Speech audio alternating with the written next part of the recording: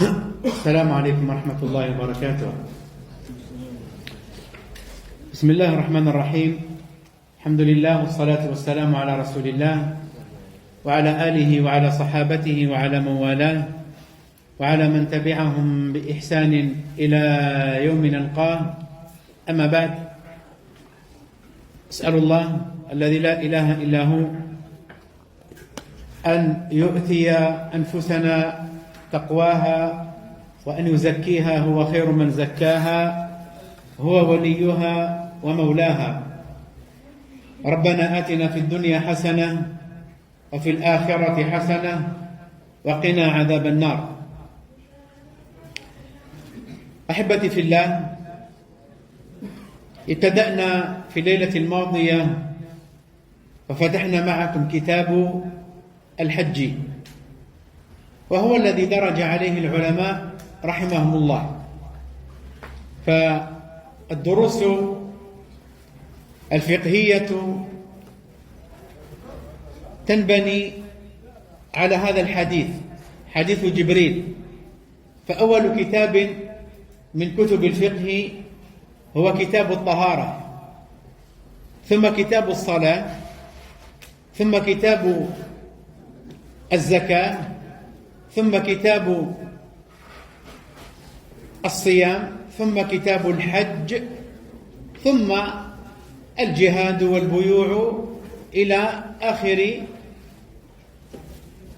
ما درج عليه علماؤنا في الفقه. الإمام مالك رحمه الله تعالى بدأ في كتابه بمواقيت الصلاة، لأنه رأى أن المسلم قبل أن يتطهر يتوجب عليه أن يعرف مواقيت الصلاة، وقوت الصلاة. وبدأ الإمام مالك كذلك بكتابه، وكذلك علماء المالكية رحمة الله علينا وعليهم بدأوا كتابهم قبل كتاب الوقوت بالعقيدة. ولذلك إذا ذهبت إلى الرسالة لابن أبي زيد القيرواني رحمه الله تعالى يبتدئ بالعقيدة، ثم وقوت الصلاة، ثم كتب الفقه أو أبواب الفقه المعروفة، لأنه رأى أن الحديث بدأ بالعقيدة.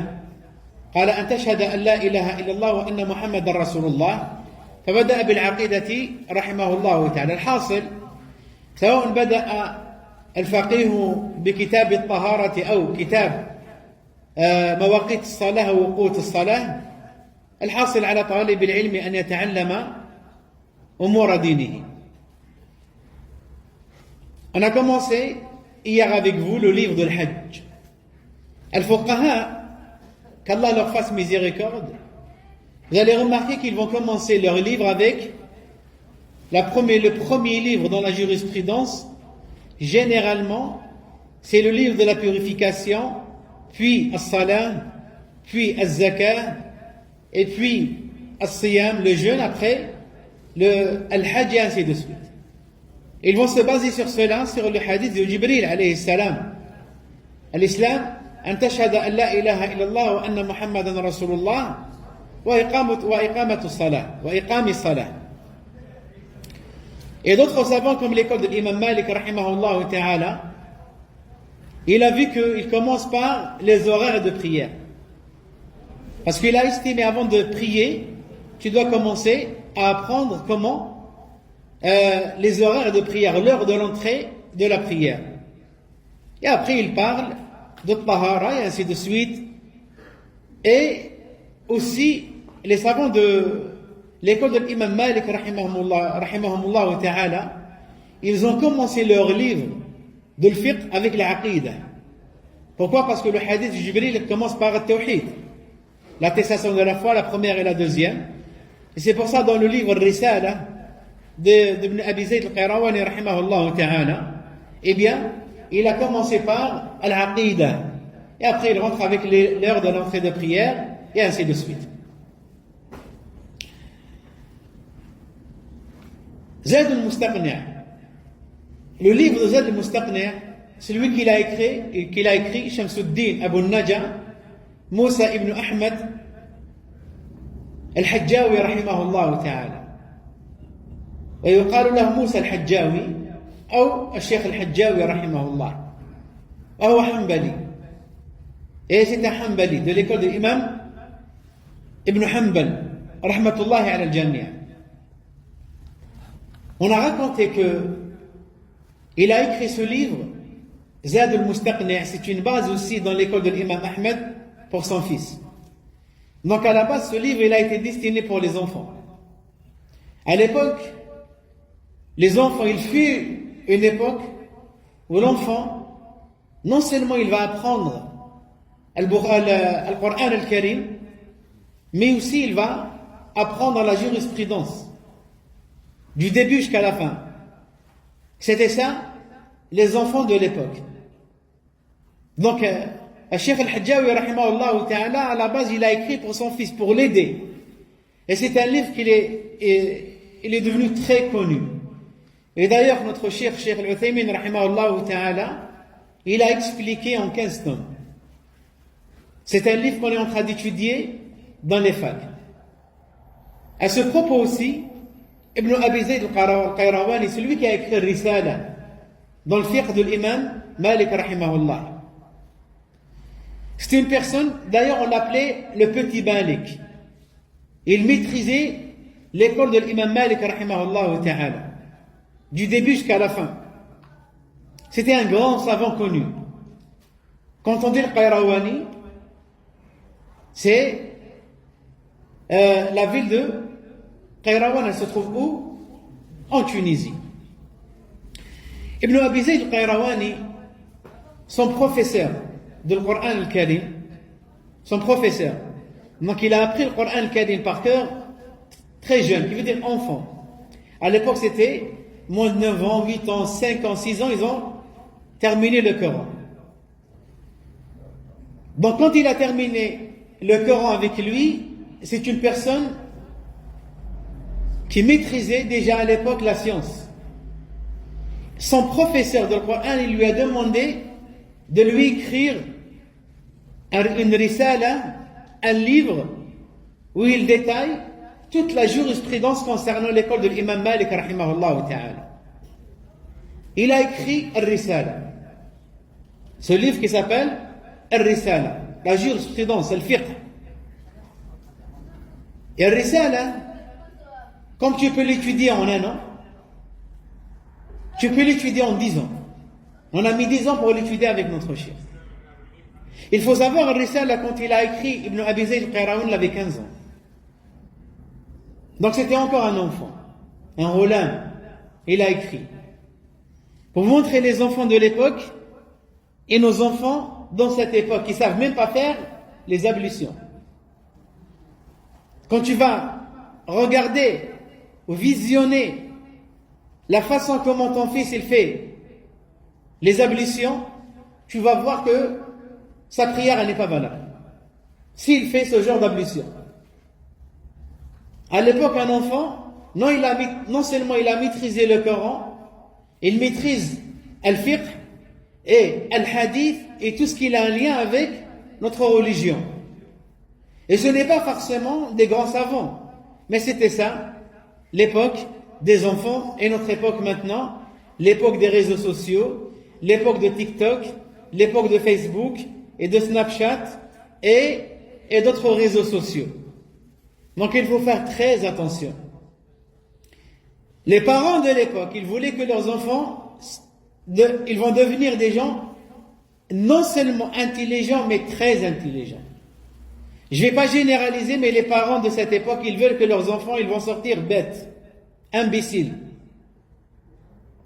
ignorants, à leur donner un smartphone à l'âge de 5 ans, à l'âge de 6 ans.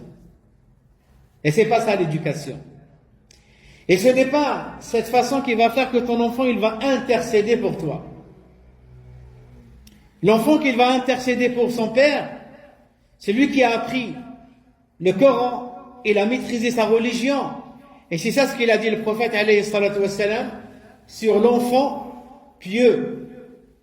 Personne, quand il va quitter le bas monde, il va laisser derrière lui des aumônes continues. Parmi les aumônes continues, un enfant qui va lui faire des du'as. Quand on dit des du'as, ce n'est pas que le fait de dire Wallah Azza wa Jal fasse miséricorde sur mon père ou sur ma mère. Non, il n'y a pas que ça. Il va faire l'umrah pour eux, il va faire sortir de l'aumône à leur nom, il va faire le hajj à leur nom, et ainsi de suite. Donc c'est ça qu'un enfant qui est pieux. Donc il faut faire ton enfant, c'est un projet pour l'au-delà. Vise l'au-delà, vise le paradis. Parce que ton enfant, s'il va avoir une bonne éducation religieuse, eh bien, il va intercéder pour toi. Comme il peut faire barrage à toi le jour du jugement, parce que tu ne lui as pas donné une éducation religieuse. Un père ou une mère qui pratique la religion comme Allah Azza wa Jal le veut, mais leurs enfants, ils ne font pas la prière, ce n'est pas un acte d'amour. L'acte d'amour, c'est quoi? Quand tu vas accompagner ton enfant à la mosquée, quand tu vas réveiller ton enfant pour aller faire la prière de l'Fajr, c'est ça le vrai travail. Mais une personne qui va se prosterner à Allah Azza wa Jal, à dire pardonne-moi, et son enfant il est en train de jouer avec la PlayStation chez lui, ce n'est pas un acte d'amour. Ce n'est pas ça l'éducation. Voilà l'éducation. Un livre destiné pour son enfant. Imaginez-vous un père. Il a eu pitié de son fils. Il ne veut pas le laisser dans son ignorance. Donc il a pris de nuit à écrire un livre dans la jurisprudence du début jusqu'à la fin. Il lui a donné cadeau pour qu'il puisse sortir de son ignorance. Voilà l'éducation de l'époque et notre éducation dans notre époque. Et c'est pour ça que Cheikh Abd Razzaq al-Badr, en pleurant, en disant ça, il dit qu'Allah le préserve, lui et son père, et qu'Allah les récompense grandement. Il pleure et il a dit que la jeunesse de notre époque, il n'y a pas dans l'histoire où il y a des troubles qui sont passés sur la jeunesse et les jeunes comme notre époque. Beaucoup de troubles, de partout, en commençant par le fond de leur foyer. Les troubles, ils vont commencer, ils vont se répandre. Qu'Allah préserve nos enfants, qu'Allah les guide et qu'Allah les réforme. عود على سبت مسألة الحج. الحج فريضة على كل مسلم ومسلمة اجتمع فيهم الشروط أو اجتمعت فيهم الشروط التي بيناها الليلة الماضية. Le pèlerinage est obligatoire sur chaque musulman et musulmane qu'ils ont réuni les conditions. Et on vous a parlé de la Umrah, et ça c'est l'avis de l'imam Cheikh Al-Uthaymin rahimahullah ta'ala et d'autres savants en disant que la Umrah aussi elle est obligatoire une fois dans la vie. C'est une divergence entre les savants, mais d'après Cheikh Al-Uthaymin rahimahullah ta'ala, c'est une obligation comme la Umrah, comme le Hajj une fois dans la vie. Et ce n'est pas l'un des piliers de l'islam, la Umrah. Ce n'est pas pareil comme le Hajj. Le Hajj c'est un pilier, on a des dalils. La Umrah c'est une obligation, mais ce n'est pas un pilier comme le Hajj. Le Hajj est un pilier qui est plus important que la Umrah. Une personne, il va te dire, moi j'ai les moyens d'accomplir immédiatement la Umrah. Mais si je vais attendre quelques mois, je peux réunir l'argent pour aller faire le Hajj. On lui dit, attends jusqu'à le Hajj. Parce que, forcément, tu vas rentrer avec une Umrah. Tu vas faire Hajj Tamattu' par exemple, tu vas commencer par Umrah al-Qudum ou Umrah al-Ziyara. Donc tu commences par une Umrah, après tu sors de l'état de sacralité et tu attends jusqu'à le 8 de l'Hijjah, et tu vas commencer à accomplir ton Hajj avec l'intention, la Niyya, jusqu'au 13 de Dhul al-Hijjah.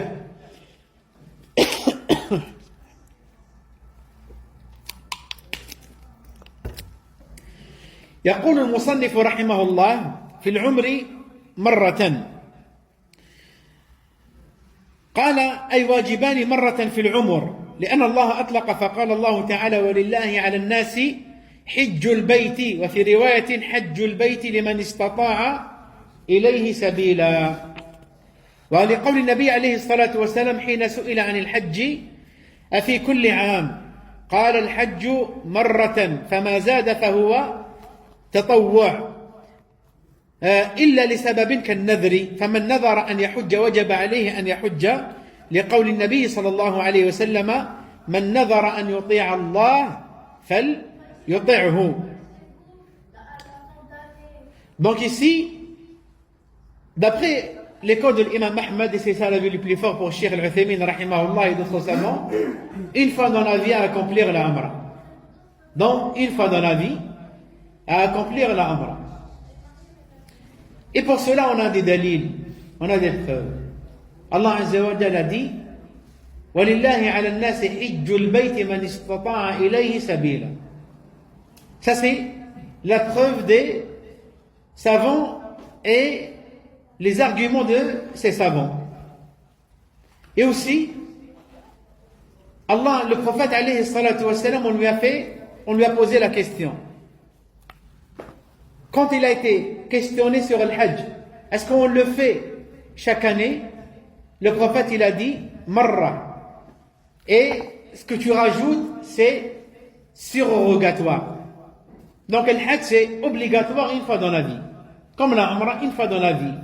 Ce que tu rajoutes après, c'est surrogatoire, à l'exception de nadr. Une personne qui fait une promesse religieuse.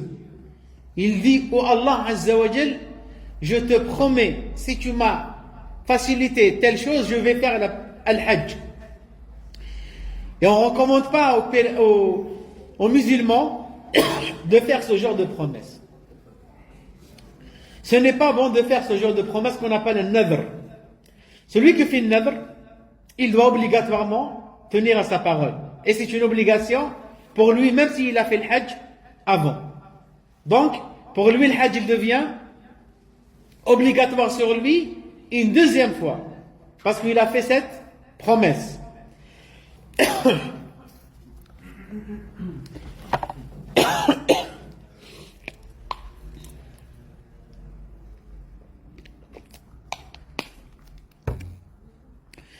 يقول المصنف رحمه الله مرة في العمر على الفور وقال بعض العلماء على التراخي على الفور qui veut dire une personne qui a réuni les conditions il est dans l'obligation d'accomplir le Hajj immédiatement على الفور il ne doit pas retarder. Une personne il a la capacité physique,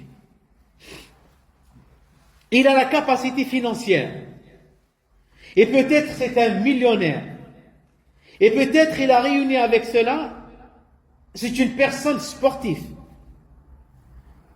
Et après il va dire, j'ai le temps pour faire le Hajj, je vais laisser pour l'année d'après. En 2022, le Covid il est venu, il l'a tué.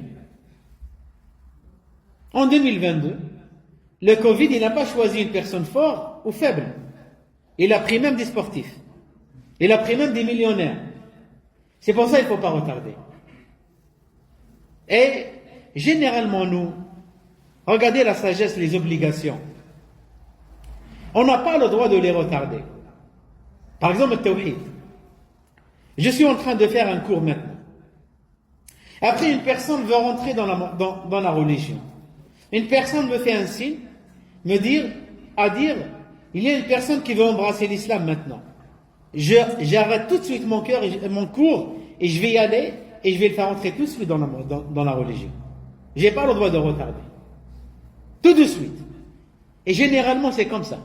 Regardez, inna as-salata kanat 'ala al-mu'minina kitaban mawquta. La prière obligatoire, on n'a pas le droit de la retarder. Az-zakat, tu n'as pas le droit aussi de la retarder. Tu dois la sortir au moment où tu dois la sortir.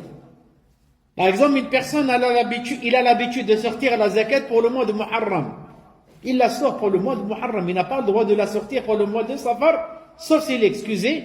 On a des détails sur cela, mais il n'a pas le droit. Le jeûne, pareil. Dès que Ramadan il rentre, on n'a pas le droit de retarder jusqu'à Shawwal. À l'exception d'un voyageur et d'un malade. El Hajj, pareil. El Hajj, Dès que tu as réuni les conditions, tu n'as pas le droit de le retarder. Même s'il y a une divergence entre les savants, il y en a qui disent ala tarahi, il y en a qui disent tu peux le retarder. Et la personne qui dit ala tarahi, tu peux attendre. Qu'est-ce qu'ils ont dit? Ils ont dit que le prophète alayhi salatu wa salam a pris compte, il a conquis la Mecque, il rentre à Médine. Mais il n'a pas effectué le Hajj, il a envoyé Abu Bakr radiallahu ta'ala anhu. Donc il n'est pas revenu à la Mecque, alors que la Mecque maintenant, elle est pour les musulmans. Ils ont dit que le prophète alayhi salatu wa salam, il a retardé, l'année d'après, il a envoyé Abu Bakr avec les musulmans. Donc, c'est pour ça qu'on n'est pas obligé, si on a réuni les conditions, de le faire de suite. Les personnes ou les savants qui disent que al-fawr, immédiatement, ils ont répondu. Ils ont dit le prophète alayhi salatu wa salam, c'était une époque, une année, il faisait quoi? Il va accueillir les délégations qui venaient de toutes les contrées, de partout, pour entrer dans l'islam. Donc le prophète, il n'avait pas le temps d'y aller, c'est pour ça qu'il a retardé de l'année d'après. D'accord? Comme l'adhan, même s'il y a un hadith qui dit que le prophète, il a fait l'adhan une fois dans sa vie, mais le prophète, alayhi salam, pourquoi il n'a pas fait l'adhan? Parce que comme vous le savez, le mu'adhin, il a plus de récompense que l'imam. L'imam, c'est un garant. Il fait la prière, il est récompensé comme les fidèles. Le mu'adhin, il y a des textes. Donc dans l'adhan, il y a un bienfait. Ils ont dit alors pourquoi le prophète il n'a pas fait l'adhan dans sa vie? Si on prend cet avis qu'il n'a pas fait, les ulama ils ont dit qu'il n'avait pas le temps du prophète alayhi salam pour cela. Pour faire l'adhan. C'est pour ça qu'il a délégué, il a laissé aussi les mu'adhinines que vous connaissez, Ibn Umm Maktoum, ainsi que Bilal ibn Rabah, qu'Allah les agrée, et ainsi de suite. Donc maintenant, on a su les arguments avec résumé, Cheikh il est en train de détailler ici. Donc, la personne qui a réuni les conditions, il va y aller de suite, il ne va pas retarder. Il y a aussi une question qui est très importante. Alhamdulillah, les gens ils ont commencé à se réveiller. Il fut une époque, par exemple dans ma génération, rarement tu vois un jeune du bled qui fait le hajj. Rarement. Généralement, c'est qui vont y aller? Soit de l'Algérie, de la Tunisie, du Maroc, de la Libye, même de l'Afrique. Généralement, c'est les gens âgés, n'est-ce pas? Généralement. Ils vont attendre jusqu'à la vieillesse. Et ça, c'est une faute qui est très grave. Il a les conditions, mais il n'a pas fait le hajj. Mais le problème, quand il va arriver sur place, parce que c'est une adoration physique. En tant que jeune, déjà, c'est très difficile. Tu vas croiser des difficultés à accomplir le hajj. Parce que généralement, le hajj, il se fait à pied. Généralement. Tu as Tawaf, tu as Safa al-Marwa, tu as à la Pédélestelle, il n'y a pas de voiture, il n'y a pas de moto, il n'y a rien. Tu dois y aller à pied. Et surtout pour les Européens, donc c'est loin. Pour aller à la Pédélestelle, tu marches 5 km à pied. Aller et 5 km retour. Ça veut dire 10 km. Donc une personne âgée, le 11 de Dhul Hijjah, il va déléguer. Je ne peux pas. Sa jambe elle est gonflée, j'ai le diabète, j'ai la tension, il y a la maladie que vous connaissez qu'Allah guérit. Tout le monde et qu'Allah nous préserve de toutes les maladies. Donc c'est pour ça qu'il ne faut pas attendre jusqu'à la vieillesse. Dès que tu as atteint l'âge de puberté et tu as la capacité physique et financière, tu dois y aller. Tu dois y aller. Et surtout quand tu es jeune, tu as la force plus qu'une personne qui est âgée. Et ça, c'est une chose qui est très importante. Parce qu'il faut voir où les personnes qui ont fait Al-Hajj, même la Umrah.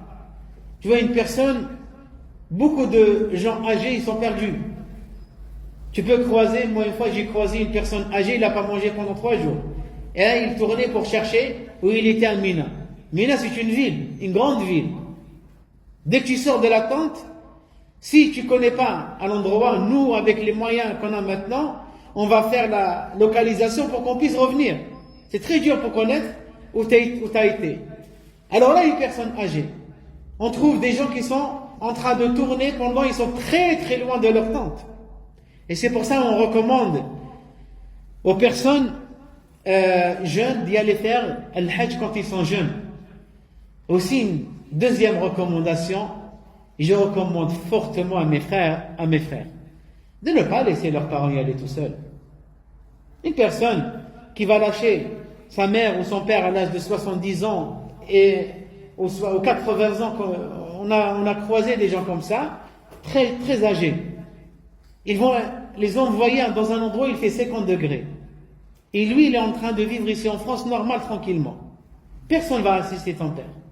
Ni une agence, ni un tel, si ce n'est pas toi. Donc, il faut y aller. Avec ta maman, que tu sois son mahram. Avec ta sœur, que tu sois leur mahram de ta sœur, de tes filles, ainsi de suite. Donc, ça c'est je recommande fortement aux enfants d'y aller avec leurs parents. Ils ne doivent pas les laisser y aller tout seuls. قال فإن زال الرق والجنون والصبا في الحج بعرفة وفي العمرة قبل طوافهما صح فرضا. Donc une personne par exemple, une personne qui va, un esclave, on a dit qu'il n'est pas obligé de le faire sauf si son maître lui a permis. Et une personne qui a été touchée par une folie, parce que, vous savez, la folie, il peut l'homme guérir d'une folie. Le guérisseur, c'est qui? Allah Azza wa Jal. Donc, il ne faut pas désespérer. Quand tu vois, par exemple, ton enfant, il est autiste, ou par exemple, il a été touché par une folie, fais-lui dua. C'est Allah Azza wa Jal an yashfiya al-majnounin. Allah Azza wa Jal peut les guérir ou non? Allah Azza wa Jal t'a créé de rien. T'as créé de rien. Alors que tu as un cerveau, Allah Azza wa Jal ne peut pas guérir ce cerveau. Allah Azza wa Jal, il est capable. هو المصرف والمدبر والمسير سبحانه وتعالى. Donc celui qui gère tout le monde. Donc une personne, il peut sortir de sa folie. Oui, il y a des gens qui vont être touchés par une folie pendant quelques jours ou quelques mois par exemple. S'ils vont guérir, par exemple tu ramènes un proche avec toi pour le Hajj. Il n'est pas considéré comme pèlerin. On n'est pas obligatoire qu'il fasse le Hajj, même s'il le fait, il n'est pas accepté de lui. Une personne qui a été touchée par une folie. Par exemple, avant Arafat, Allah Azza wa Jalla lui a donné la raison. Eh bien, le Hajj devient pour lui obligatoire, parce qu'il est sur place. D'accord? Donc voilà ça, juste une information pour les étudiants. Sinon, les ulama, ils ont détaillé sur cela. وفعلهما من الصبي والعبد نفلا.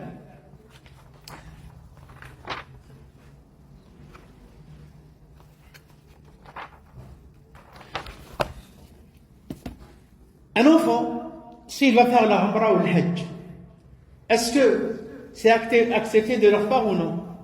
C'est accepté. حجهما والحج والعمرة في حقهما أو في حقهم صحيح. Donc un enfant, ou même un esclave qui vont faire le Hajj ou la Umrah, leur pèlerinage est accepté. Mais la récompense, elle revient à qui? À leurs parents. Et la récompense de l'esclave, elle revient à qui? À son maître. ثم قال رحمه الله تعالى: والقادر من أمكنه الركوب ووجد زادا وراحلة صالحين لمثله بعد قضاء الواجبات. فمن لم يمكنه الركوب فليس بقادر، وكيف لا يمكنه الركوب؟ الجواب: أما في زمن الإبل فتعذر الركوب كثيرا، إما لضعف بنيته الخلقية أو لكونه هزيلا لا يستطيع الثبات على الراحلة. Donc une personne qui ne trouve pas une monture, une personne qui n'a pas la capacité de prendre une monture. Oui, il y a des gens qui ne peuvent pas prendre une monture. À l'époque, par exemple, c'était les dromadaires, ou le cheval, ou d'autres moyens, le mule par exemple. Mais tu peux trouver une personne qui est âgée, il ne peut pas tenir assis sur une monture. Cette personne n'est pas capable de faire le Hajj, même s'il a la capacité financière. On lui dit, tu n'es pas capable, tu ne rentres pas dans les conditions de l'obligation, donc il a le droit de ne pas y aller. Par exemple, maintenant, il y a des gens qui peuvent voyager dans la voiture pour y aller faire le Hajj. Mais par la voie terrestre, c'est fermé. Il ne peut pas. Il ne peut pas. Donc lui, il a la capacité de conduire. Ou même si il peut être un passager. Mais la voie terrestre, elle est fermée. Il n'y a que la voie aérienne, par avion. Mais il ne peut pas prendre l'avion. Il y a des gens, même c'est des jeunes, ils ne peuvent pas prendre l'avion. Par exemple, une personne, qu'Allah préserve tout le monde, il a fait une opération sur ses yeux ou les oreilles. Le médecin, il lui dit pendant 5 ans, tu ne peux pas voyager dans l'avion. Donc lui, même s'il a la capacité physique de conduire, il a la capacité financière, mais il ne peut pas prendre l'avion, donc il n'est pas obligé d'y aller faire al-Hajj. D'accord? ثم قال ووجد زادا وراحلة الزاد ما يتزود به في السفر من طعام وشراب ومن غير ذلك من حوائج السفر والراحلة معروفة. Donc, à l'époque, le pèlerin, quand il veut voyager, donc, il ne va pas voyager sans réserve. La base de la réserve, c'est taqwa, la piété, certes. Mais pour voyager, tu as besoin d'une réserve avec toi, qui veut dire à manger, à boire. À manger et à boire. Donc, tu dois assurer la provision, la nourriture et de l'eau. Parce que ce voyage, il peut durer pendant 11 jours ou 11 nuits. De Médine à Mecca, par exemple. D'accord? Où il y avait des gens, ils pouvaient voyager pour faire le Hajj pendant 6 mois. Pendant 6 mois. Donc ils ont besoin de tout ça. Par la grâce d'Allah. Alhamdulillah Rabbil Alamin. Allah Azza wa Jal, comment Allah Azza wa Jal nous a facilité les voyages dans notre époque? Allah Azza wa Jal a dit sur le royaume de Saba. لقد كان لسبأ في مسكنهم آية جنتان عن يمين وشمال كلوا من رزق ربكم واشكروا له بلدة طيبة ورب غفور فأعرضوا فأرسلنا عليهم سيل العرم وبدلناهم بجنتيهم جنتين ذواتي ذواتي أثل وخمط وبدلناهم بجنتيهم جنتين ذواتي أكل وخمط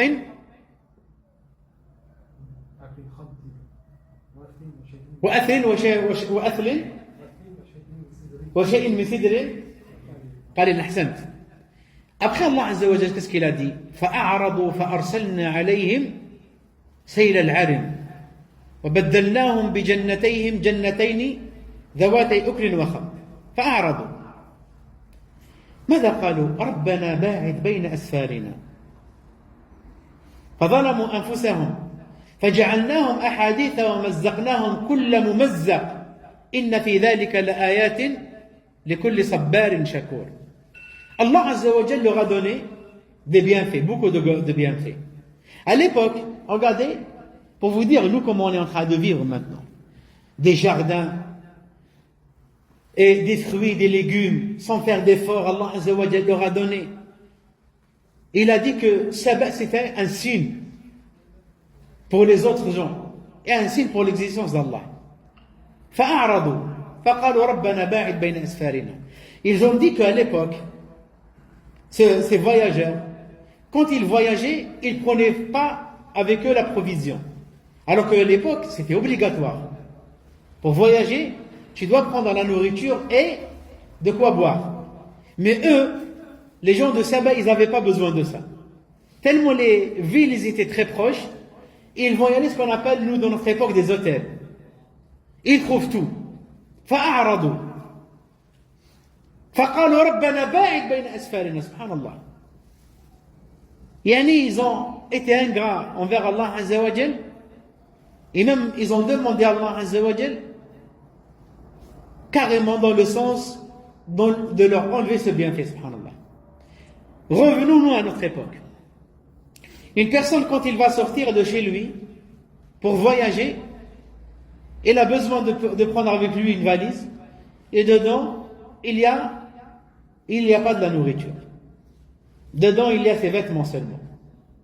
Il peut même voyager jusqu'en Arabie Saoudite avec une claquette seulement. Alors qu'à l'époque, pour voyager, il faut protéger les pieds. Le soleil. Maintenant, tu commences de chez toi dans une voiture à l'aéroport. Tu montes dans l'avion, c'est climatisé, et subhanallah, tu manges et tu bois dans l'avion. Aucun peuple, Allah Azza wa Jalla, lui a donné ça auparavant. Aucun. Et c'est climatisé. Et subhanallah, Allah Azza wa Jalla n'a permis aucun peuple auparavant de faire la prière dans le ciel. Alors nous, on fait la prière même dans le ciel. Il y a des avions, même il y a un petit endroit pour faire la prière. Et subhanallah, je fais talbiya dans l'avion. Labbaik Allahumma labbaik. C'est qui a fait ça auparavant? Les nations qui nous ont précédés. J'ai pas de science sur ça. Mais ce qui est sûr, nous, Allah Azza wa Jalla nous l'a donné. On arrive sur place. Les hôtels, tu manges matin et soir. À Mina, tu manges matin, midi et soir. À Arafat, tu manges matin et midi. Tu rentres à Muzdalifa pour passer la nuit, tu manges le soir. Tout est préparé pour accomplir le Hajj. Et l'homme derrière ça, il râle, il se plaint aussi. Il se plaint. Attention. Attention, Allah Azza wa Jalla va vous punir comme il a puni les gens de Saba auparavant, à les priver de leurs biens.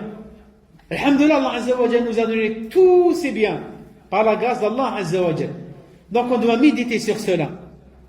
Qui veut dire maintenant, tout est facile pour faire le Hajj. Tout est facile pour faire le Hajj. Et les moyens sur place, chaque année, il y a des moyens qui vont être réservés pour le pèlerin, pour protéger et pour mettre le pèlerin dans un mode de confort. Et ça, c'est un bien. Alhamdulillah. Il fut une époque, quand vous allez rentrer à Mina, pour manger, vraiment c'est un projet. Pour manger, c'est un projet. Qui veut dire pour aller chercher la nourriture, il n'y a pas de magasin. Et les gens, qu'est-ce qu'ils faisaient? Ils faisaient à manger dans les tentes. Ils faisaient à manger dans les tentes. En 96, moi j'étais présent, j'étais là. Il y a eu le feu. Il y a des milliers de pèlerins qui sont morts à cause de ça. Maintenant, c'est strictement interdit de faire à manger dans les tentes. Toute la nourriture, elle vient dans les tentes. Tu es allongé dans ta tente, eh bien le matin, le petit déjeuner, il arrive. À midi, tu as ton dîner. Tu manges. Et le soir, pareil, ton dîner. Et le plus malheureux dans l'histoire, le gaspillage. Beaucoup de gaspillage maintenant. Beaucoup de gaspillage. On est en train de parler sur les pèlerins de France. Beaucoup de gaspillage. Ils jettent la nourriture. Il prend une bouteille d'eau fraîche. Il boit un petit peu et la jette. Parce qu'il sait qu'après, il y a des milliers de bouteilles qui sont à côté. Du gaspillage. Malheur à ces personnes. Malheur à ces personnes qui gaspillent. Allah Azza wa Jalla dit Inna al-mubadhirina kanu ikhwan al-shayatin. Donc, alhamdulillah, maintenant pour voyager, du début jusqu'à la fin de l'année, jusqu'au retour, le confort. Il y a une chose aussi que, à l'époque, il n'y avait pas. Quand tu voyages, tu prends avec toi tes médicaments, alhamdulillah. Sur place, il y a tout. Par exemple, à Mina, il y a plusieurs hôpitaux plutôt. À Mina, gratuitement. Et le pèlerin, ses soins, ils sont gratuits. N'importe quel hôpital, tu rentres dans l'hôpital, c'est gratuit pour toi. Alhamdulillah. Donc on a tous ces moyens. Qu'est-ce qu'on attend pour faire le pèlerinage? Qu'est-ce qu'on attend? Tout ce confort. Et Allah Azza wa Jalla nous a donné ça et ça. Et subhanallah, nous on recommandait à l'époque aux gens, à leur dire, il faut faire le Hajj. Il faut y aller faire le hajj, vous avez réuni les capacités physiques et financières. À l'époque, c'était moins cher. Maintenant, avec ton argent, tu ne peux pas voyager. Avec ton argent, tu vas placer jusqu'à 12 000 euros et subhanallah, ça ne passe pas sur la plateforme Nusso qu'ils l'ont créée maintenant. C'est vrai ou non? Donc pour vous dire que voilà, alhamdulillah, quand Allah Azza wa Jal nous a donné ses capacités physiques et financières, il ne faut pas attendre. Il faut y aller immédiatement. قال بعد قضاء الواجبات هناك ثلاثة أمور لا يكون مستطيعا قادرا إلا بعد توفرها. Après qu'il a accompli les obligations, qui veut dire la responsabilité du pèlerin et du père, le chef de la famille. أولا قضاء الواجبات. Le pèlerin, quel que soit, femme ou homme, âgé ou moins âgé, les obligations qu'il a sur lui. والواجبات كل ما يجب على الإنسان بذله كالديون لله عز وجل أو للآدمي. Les dettes auprès d'Allah et les dettes aussi auprès des hommes.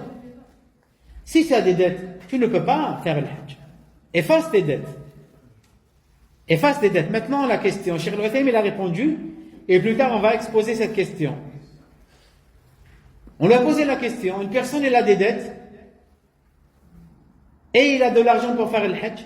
Est-ce qu'il va effacer ses dettes, ou il va faire le hajj? Même la personne, il lui autorise, il lui dit, il n'y a pas de problème. Et Cheikh Al-Uthaymin lui dit, efface tes dettes. Tu n'es pas capable de faire le hajj. Inch'Allah Azza wa Jal va te récompenser selon ta niya. Si tu vas mourir, peut-être Allah Azza wa Jal va t'écrire parmi les pèlerins. Et si tu vas effacer tes dettes, eh bien il faut savoir, une personne qui paye ses dettes, il efface ses dettes, c'est une porte de la subsistance. Qui veut dire bab rizq. Mahou douyoun, bab min abwab rizq. Effacer les dettes, c'est une porte des portes de la subsistance. والنفقات الواجبة للزوجة والأقارب والكفارات والنذور. Donc il doit, avant de partir, un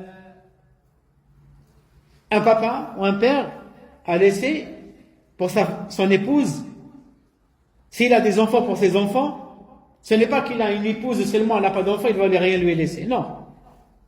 S'il va partir pendant un mois, il lui laisse pour qu'elle puisse vivre pour ce mois. Et d'autres savants, ils disent pour l'année carrément.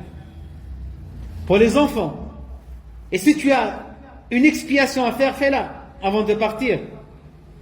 Et si tu as une promesse, comme on a parlé d'une promesse religieuse, un nadr, tu dois tenir ta promesse avant de voyager. فلا بد أن يقضي هذه الأشياء. فمن كان عنده مال إن قضى به الدين لم يتمكن من الحج وإن حج لم يقضي به فهذا ليس بقادر إلا بعد قضاء الديون. Une personne qui a des dettes, il a réuni 15 000 euros pour y aller faire le hajj. Et il a 10 000 euros de dettes. Efface tes dettes. Tu n'es pas dans la catégorie des gens qui sont dans la capacité de faire le hajj. De faire le hajj. Et même si la personne il t'a permis, comment tu vas avoir une conscience tranquille à voyager avec des dettes?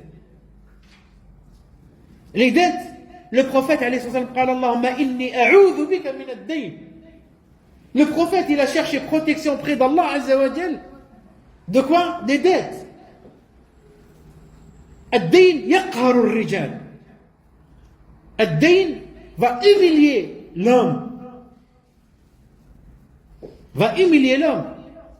Vous dire, le prophète alayhi salatu wa sallam avait des dettes. Les gens ils venaient vers lui, il tenait comme ça ses habits.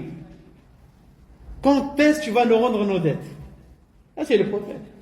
Allahumma inni a'udhu bika min ad-dayn. Après il a dit wa qahr ar-rijal wa ghalabat ar-rijal.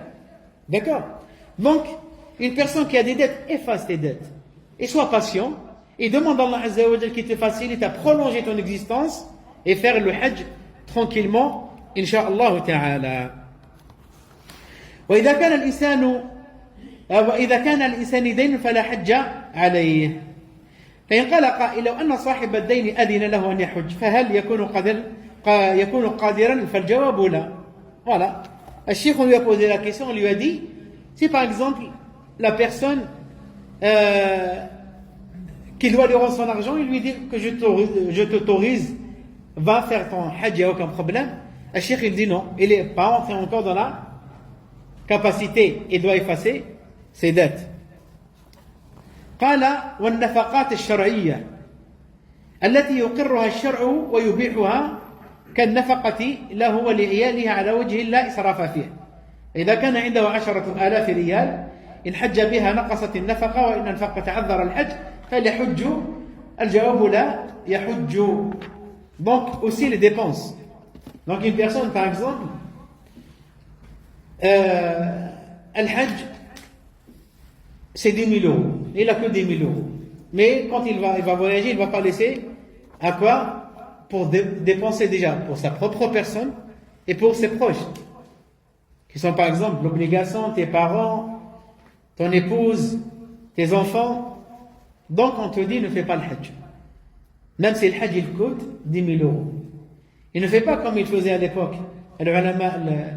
Roulat Sofia, al-Yamaniyun. غلاة الصوفية à l'époque, ils veulent faire le hajj, يقول نحن المتوكلون, ils vont de leur vie, ils vont dire nous on place notre confiance en Allah Azza wa Jal, on est pèlerins cette année, mais ils n'ont aucune provision, ils sont sans rien, sur le chemin ils vont squatter, sur le chemin ils vont manger avec un tel, et quand ils arrivent à Médine, à Mecca, ils vont faire les mendiants. Il est au tawakkul. Il est au tawakkul, il n'y a pas de tawakkul ici. Le tawakkul, il faut prendre l'asbab, les causes. Ibrahim alayhi salam, quand il a laissé son épouse Hajar et son fils, son bébé carrément, Ibn Abbas il a dit qu'il n'a pas atteint encore les 2 ans. Il était en train d'allaiter. Il les a laissés par l'ordre d'Allah Azza wa Jalla à Mecca, il n'y avait rien à l'époque. Ard qa'ila mahila. Rien. Ni eau, ni herbe, ni herbe, ni oiseau, ni rien. Il les a laissés là-bas. Mais il les a laissés avec qui? Avec quoi? Tamr wa shannatun min ma. Il leur a laissé des provisions et de l'eau. Donc il a pris les causes.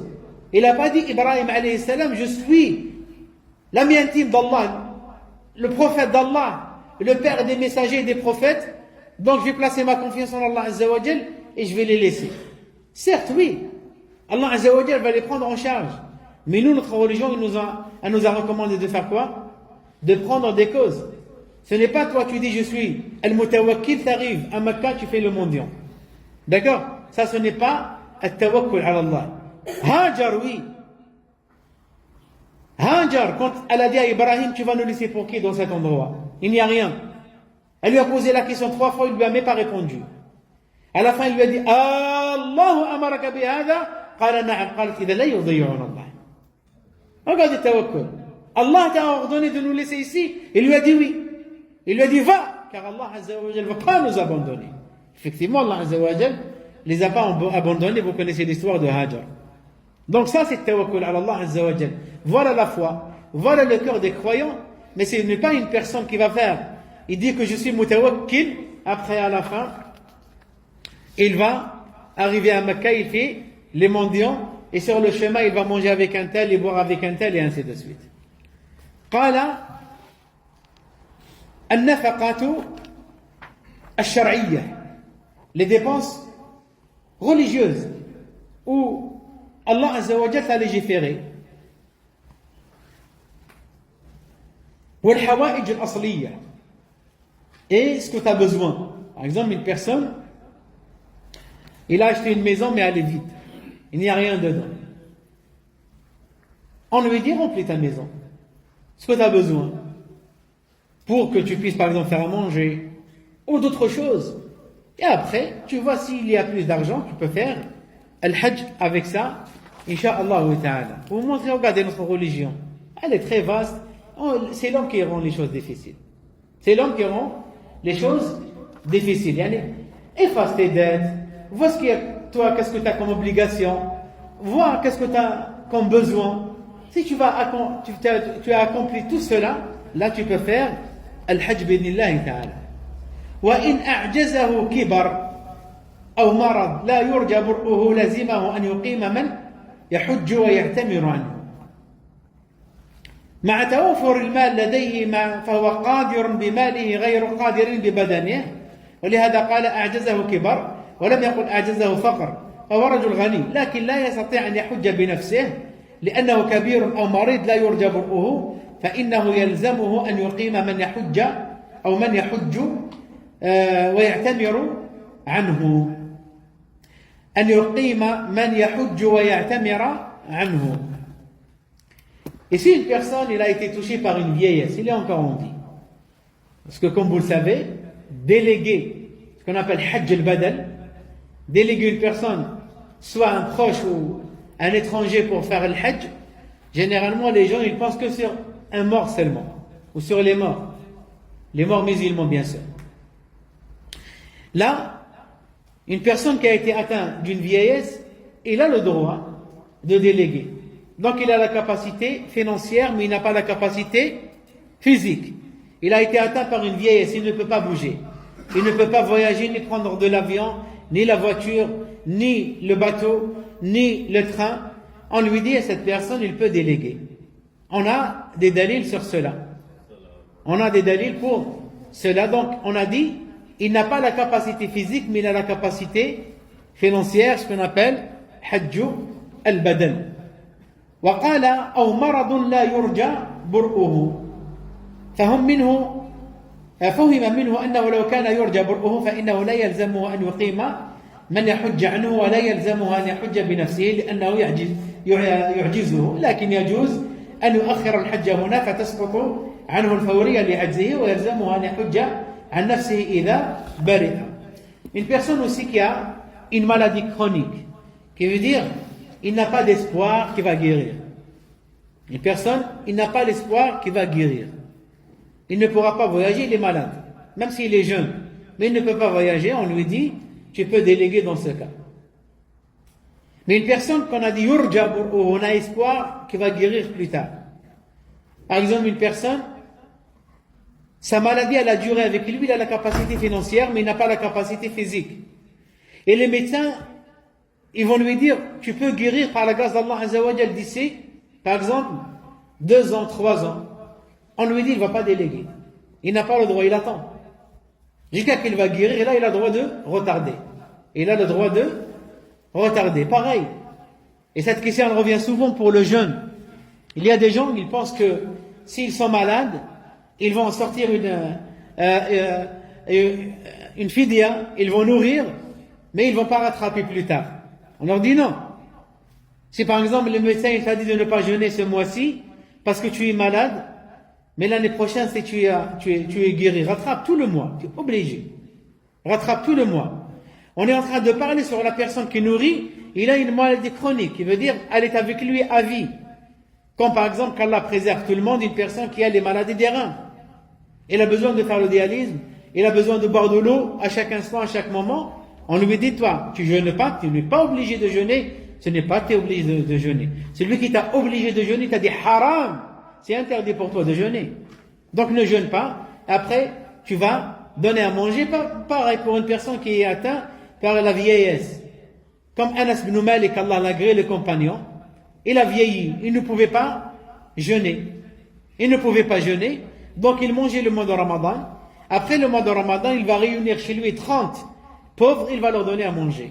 Et il a nourri les 30 personnes, et ça jusqu'à qu'il est mort, rahimahullah ta'ala, wa radiyallahu ta'ala anhu.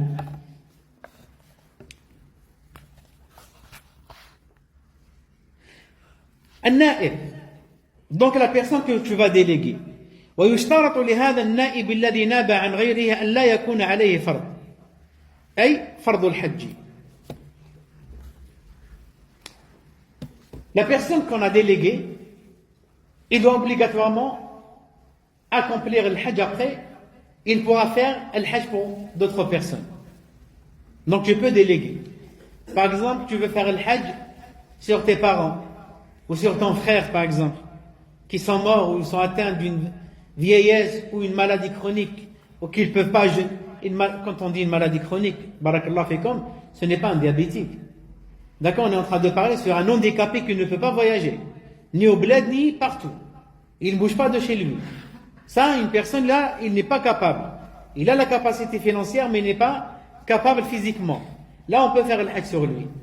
Donc, Les ulama, ils ont dit, d'ailleurs, il y a une grande divergence entre les savants sur le fait de déléguer si c'est autorisé ou non. Mais nous, on a un dalil. Quand on a un dalil, la vie des hommes, on le laisse derrière, même si c'est des grands savants. On a un texte.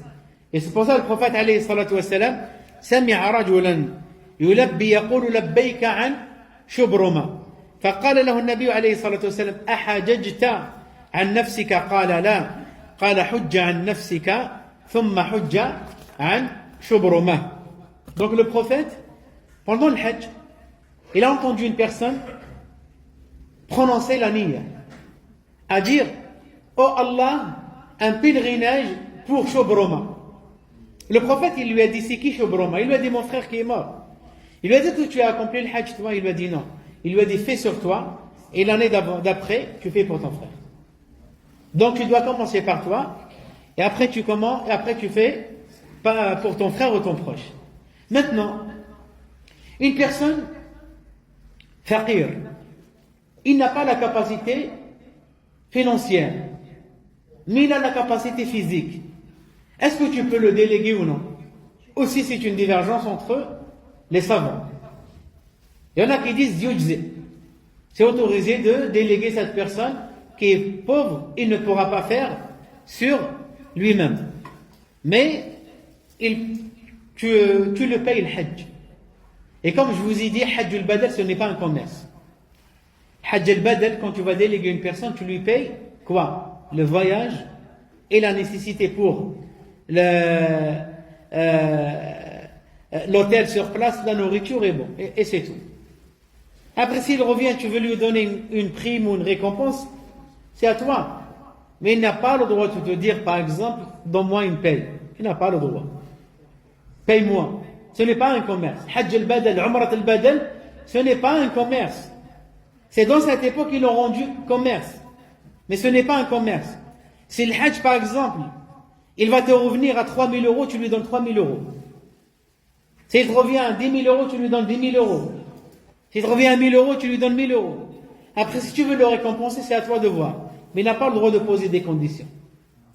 Il n'a pas le droit de poser des conditions. Et dans l'adoration, c'est comme ça, les frères. Par exemple, une personne, on l'appelle pour faire tarawih. Après, tarawih. Après, il pose une condition, il dit voilà, moi, ma condition, ma paix, c'est tant. Cheikh Al-Fawzan, il t'a dit, ne fais pas la prière derrière lui, cette personne. Cheikh Imam Ahmed, rahimahullah ta'ala, il te dit, c'est qui fait la prière derrière cette personne? Qui pose une condition, une paix. Mais plus tard, si tu es généreux, les musulmans, ils vont lui donner sans que lui, il ne demande rien, il n'y a aucun problème. Même si tu vas lui donner 1 million d'euros, il le mérite. Il n'y a pas de problème. D'accord? Mais il n'a pas le droit de poser des conditions à dire, moi si je viens, tant de salaire. Cette personne, tu dois l'éloigner des mosquées. Il n'a pas à diriger les prières dans nos mosquées. D'accord? Parce que les ulama, ils ont divergé sur lui, est-ce que sa prière elle est valable ou non? Ou si on fait la prière avec lui ou non? D'accord? Donc pareil, une personne qui va te demander un salaire ou une récompense parce qu'il t'a accompli le hajj, c'est un acte d'adoration. C'est comme tu dis à une personne, je vais faire la prière à ta place et paye-moi. D'accord? Donc, il faut faire très attention à ce genre de pratique. Et nous, les musulmans, on est frères en Allah Azza wa Jal. On est frères en Allah Azza wa Jal. On n'a pas à utiliser des choses mondaines entre nous. Des choses mondaines, surtout quand ça concerne l'adoration. قال من حيث وجب من كان من المكان الذي وجب على المستنيب أن يحج منه ويجزئ عنه وإن عفي نعم بعد الإحرام ويشترط لوجوبه على المرأة وجود المحرم. Donc on a dit maintenant le hajj al-badal c'est autorisé, on a des textes, il n'y a aucun problème dans cela. On a un hadith. Tu peux déléguer une personne, par exemple une personne, même si c'est un étranger. Par exemple, toi tu veux faire pour tes parents, fais-le. Et tu ne peux pas le faire dans la même année. Donc, Arafat c'est une seule journée dans l'année. Donc cette année pour ta mère par exemple, et l'année d'après c'est pour ton père par exemple. D'accord? Non. Même déléguer une personne étrangère, il n'y a aucun problème. Même si par exemple toi tu veux faire le hajj pour un tel, sans lui dire, tu as le droit. Même si tu peux faire pour une personne qui est loin. Par exemple nous, on le sait. On sait que Aïcha radiallahu ta'ala anha, elle aimait faire le hajj. Elle n'a pas délaissé le hajj. Chaque année elle faisait le hajj. Après la mort du prophète sallallahu alayhi wa sallam, elle faisait le hajj chaque année. Elle aimait le hajj. Il y a des savants de cette époque, ils font le hajj pour Aïcha radiallahu anha. Donc on a le droit, il n'y a aucun problème, même s'ils l'ont fait plusieurs fois. Comme toi, c'est autorisé pour toi de faire l'obligation et la surrogatoire, même pour les personnes mortes. Tu peux leur faire la surrogatoire en plus, le nafila en plus. D'accord? Et puis il a dit وَيُشْتَرَطُ لِوُجُوبِهِ عَلَى الْمَرْأَةِ الْمَحْرَمِ. Donc maintenant, un sujet qui est très important, surtout dans notre époque. Al-Mahram. Al-Mahram, le prophète il a dit, la femme elle doit voyager avec son mahram. Un texte qui est clair, il n'y a pas de discussion dans cela. La femme elle a besoin d'un proche qui voyage avec elle. Soit son époux, soit son père, soit son frère, soit son fils, elle a besoin. Et le prophète, il a dit ça. Parce que dans le voyage, même toi, jeune, adulte, tu as besoin d'être accompagné. Tu es dans la chambre avec une personne, tu es tombé malade. S'il n'y a personne avec toi qui passe la nuit avec toi, c'est qui va te retrouver? C'est pas ton compagnon. Une femme, elle arrive sur place, elle tombe malade. S'il n'a pas de mahram avec elle, c'est qui va la prendre en charge? On a eu ce genre d'histoire. Par exemple, juste après l'ouverture de la Mecque, juste après, pendant le Covid, donc après on nous a autorisé de voyager, on a commencé à voyager, à faire l'Umrah. J'ai croisé une femme sur place, elle est venue tout seule. Elle est venue tout seule, et après elle vient vers moi, elle me demande une question. Est-ce que j'ai le droit de voyager avec mahram? Cette question, on va la poser avant le voyage, pas maintenant. Tu vas voyager maintenant. Et elle est tombée malade, elle a eu le Covid. Elle a eu le Covid. C'est qui va la prendre en charge? Un étranger? Hein? C'est qui va la prendre en charge? En plus, elle était toute seule dans la chambre. On va vous dire que le mahram, on a besoin. À l'époque, pourquoi la femme, elle voyage avec son mari? Pendant le voyage, elle veut faire ses besoins. Elle a besoin de qui pour la ramener à faire ses besoins dans le désert? Pour la protéger des bêtes, des loups, des scorpions, et ainsi de suite, des brigands. Si ce n'est un proche à elle. Donc il n'y a pas de discussion sur cela. On recommande, et d'ailleurs l'ordre il vient directement de la part du prophète sallallahu alayhi wa sallam. Ne voyagez pas sans mahram. Ne voyagez pas sans mahram. Je ne veux pas trop détailler, mais regardez l'histoire de Aïcha radiallahu anha. Elle a voyagé avec son mahram, avec le prophète alayhi salatu wassalam. Sur le chemin du retour, elle a perdu un collier à elle, un bijou. Elle est revenue juste pour les récupérer. Elle a raté la caravane et les voyageurs. Elle est restée sur place à attendre. Un voyageur, un compagnon, il l'a vu de loin. Il l'a reconnu. Aïcha, elle est montée sur sa monture et l'a accompagnée jusqu'à Médine. Et vous avez vu l'accusation qu'on lui a fait. De la part des hypocrites de l'époque et jusqu'à maintenant, Al-Rawafid, qui parle jusqu'à maintenant sur l'honneur du prophète sallallahu alayhi wa sallam. Très important de voyager avec un mahram.